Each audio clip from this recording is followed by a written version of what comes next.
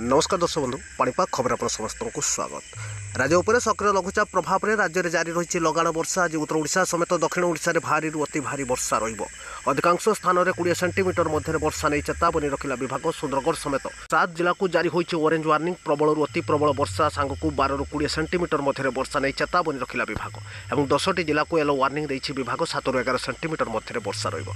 आज राति ए समस्त जिला मानक प्रबल वर्षा सांग को बिजुली घड़घड़ी वज्रपात लगी रहिबो। पवन घंटा प्रति 30 ରୁ 40 किलोमीटर रहिबा नै सतर्क सूचना कुआ जायछि। तबे नजर पकांतु कोन रहिछि आज पाणीपाग को नै बड़ अपडेट। लघुचाप क्षेत्र में केउठी रहिछि ओडिसा रे केते दिन पर्यंत आहुरी लघुचाप प्रभाव रे वर्षा रहिबो। यासो पुणी एक लघुचाप क्षेत्र केबे सृष्टि होछि से नै एबे पाणीपाग केन्द्र रो कोन रिपोर्ट जारी होइछि। जानिबा सो वीडियो को लाइक, चैनल को सब्सक्राइब और शेयर करु। भारतीय पाणीपाग विभाग रो आसला पुणी बड़ सूचना। ओडिसा ऊपर सक्रिय रहिछि लघुचाप क्षेत्र। झारखंड समेत छत्तीसगढ़ रे लघुचाप क्षेत्र प्रभाव रे वर्षा जारी रहिछि। ओडिसा रो उत्तर समेत दक्षिण रे जारी रहिछि हल्का रु मध्यम धरणर वर्षा सह केतेक स्थान रे प्रबल रु अति प्रबल वर्षा। एबे सृष्ट लघुचाप प्रभाव में राज्य में आहुरी 4 दिन धरी लगी रहिबो लगाण वर्षा। 7 तारिख पर्यंत राज्यर अधिकांश स्थान में भारी रु अति भारी वर्षा देखा मिलिबो।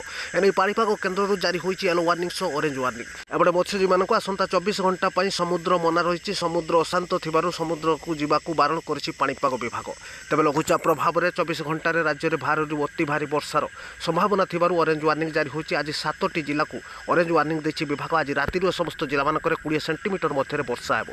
सर्वाधिक वर्षा सुंदरगढ़, झारसुगुड़ा, संबलपुर, बरगढ़, सोनपुर, कलाहांडी और कोरापुट जिले में देखा मिलिबो। ए समस्त जिला मानक भारी वर्षा सांग को बिजुली घड़घड़ी वज्रपात संभावना रही। घंटा प्रति पवन 30 ରୁ 40 किलोमीटर नहीं सतर्क सूचना कुआ जायछि। प्रबल वर्षा को दृष्टि रखी 10टी जिला को येलो वार्निंग जारी होइछि। 7 ରୁ 11 सेंटीमीटर मध्य वर्षा नहीं सतर्क सूचना कुआ जायछि। ए समस्त जिला मानक 24 घंटा मध्य भारी वर्षा रहिबो।